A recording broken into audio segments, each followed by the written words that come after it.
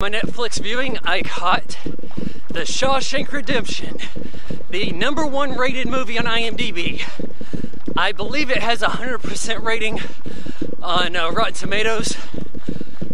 Didn't really research that, so not gonna bother checking. You guys know this movie, based on a short story by Stephen King that doesn't involve supernatural events. This guy, played by Tim Robbins. I just did a run rant. I'm short of breath, okay? Andy Dufresne, he wanted to kill his wife and her lover, this golf pro. He's a banker. Appears to have chickened out on it. But instead, he happens to be in the wrong place at the wrong time and is able to be set up for the murder of the two of them. And Andy Dufresne goes to Shawshank, maximum security prison. I think it's maximum security, where a lot of violent shit goes down. You got this guy, the warden, believes in the good book. Everybody needs their Bible. No blasphemy in his presence. Then you have the Kurgan from Highlander, keeps the peace, or rather the chaos, whooping up on everybody, even kills a fat guy. A new fish, first day. Andy Dufresne has a rock collection. In order to propagate this rock collection, he asked for a rock hammer from Red, Morgan Freeman.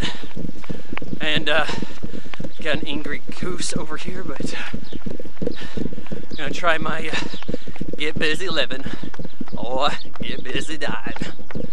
Hey, I'm jogging. It's not gonna be a great Morgan Freeman impression right at these conditions. So, Andy Dufresne asks for the rock hammer from Red. Red obliges. He knows how to smuggle things in and out of Shawshank. And then we have their relationship blossom. You know, it's a bromance, and this is the ultimate bromance movie. As far as I'm concerned, this is the ultimate locked up movie. It bests the likes of One Flew Over the Cuckoo's Nest. Even as escape films go, you don't go into this thinking it's an escape film necessarily. So it even excels for that reason. So whereas a movie with an obvious title, like The Great Escape, if for some reason you hadn't seen Shawshank Redemption or you're showing it to a friend, you get the sense that that's a surprise element. Yeah, I'm glossing over a lot of events here, but Andy's able to show that his accounting skills save everybody on taxes, so everyone working in the prison system uses him for their tax purposes. Even have him overseeing a shady operation in which prisoners are on a work detail doing construction jobs, and then the warden is bribed to accept money to avoid certain jobs, keep contractors in business. Oh man, I'm really short of breath here. Andy had enough of this shit. He does a lot of things by the book, even getting the library to accept new books. At the 1 hour mark, we have a 5-minute short film, if you will. An interesting break in the narrative, following this guy Brooks, an old guy, let off, freed back into the wild, but he's afraid. The only life he knows is that of Shawshank. Has a tough time adapting. Writes Brooks's here card into a piece of wood on a wall and hangs himself. Sends his buddies a suicide note, essentially. Well, eventually Andy is beaten, harassed enough. We have a sort of, if you will, tasteful allusion to prison rape. I'd like to say that Andy fought off the sisters, but we know that'd be a lie. You know, terrible Morgan Freeman impression right there. Again, it's the conditions. So we don't actually have to witness it, but we understand his pain. We have a new guy come in, played by Gil Bellows, who was going to be Brad Pitt. just in the same way that Andy Dufresne was going to be Tom Hanks. Would the movie turn out better? Not necessarily. Hey, right now there's rumor that Kevin Durant wants to go play for the Golden State Warriors. Does he improve on a 73 winning team? Not necessarily. So what I can say here is that Gil Bella's character, he had a cellmate who kept blabbing. He talked about how he murdered this golf pro and his gal, and that some banker got on the hook for it, and he's going to testify. Well, the warden, who through most of the movie has seemed like a fair guy, has him killed. And that's where we get the shift right there in that character. That's where we start to realize that things are worse for Andy than any glimmer of hope in getting books or trying to train this kid to get his GED, any of that could ever mean. Andy plots his escape. He'd been tunneling from quite early on.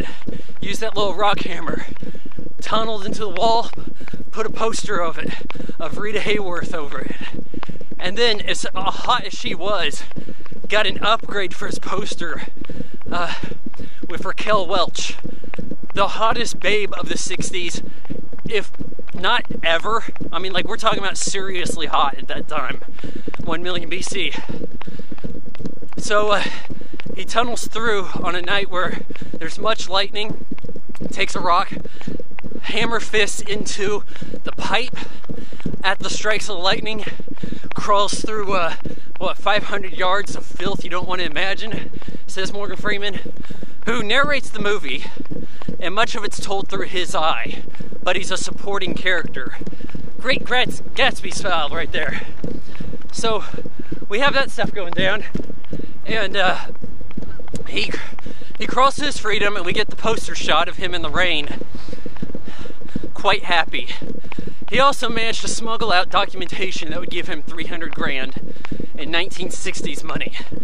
He been in jail for 20 years, severance pay right there.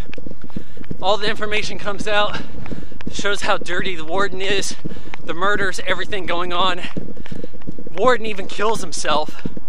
They go and lock up the Kurgan and they say he cried, though it's kind of off camera. I kind of like how he cried like a baby. I'm not doing a good Morgan. It's my worst. But it's a quality film. You know, Red eventually gets his parole. He goes up and meets with Andy. He told him of his secret location where he would get information on how to find him. And they share embracing a hug at the end of the film. This is a little bit more cursing than I recall. I guess I'd only ever seen this on TNT, which shows it a shitload. Not a knock against TNT, I'm just saying it's on TV a lot. It's a 2.5-hour film, but it engages you. You don't feel slow by it, but if there is a knock against it, I guess I could say there's not enough termite art moments. Everything is made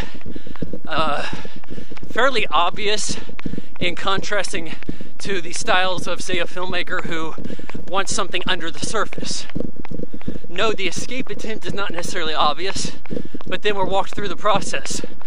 We're led through the narrative with the voiceover by Morgan Freeman. And though a good voiceover, it takes out all of the detective-like guesswork from the audience. So you can kind of have this movie on casually. I suppose a movie like Pulp Fiction from 1994 also, I guess that has a smarter screenplay. The characters are given a little bit more room to breathe. Everything is fine about this movie.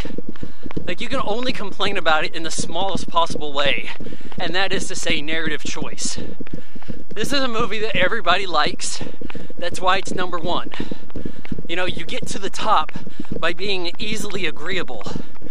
You push the envelope and you achieve crazy high art. You offend more people who don't get it. I think that what makes this an easy digestible film, and I do enjoy it very much. I give Shawshank Redemption 4 out of 4 stars.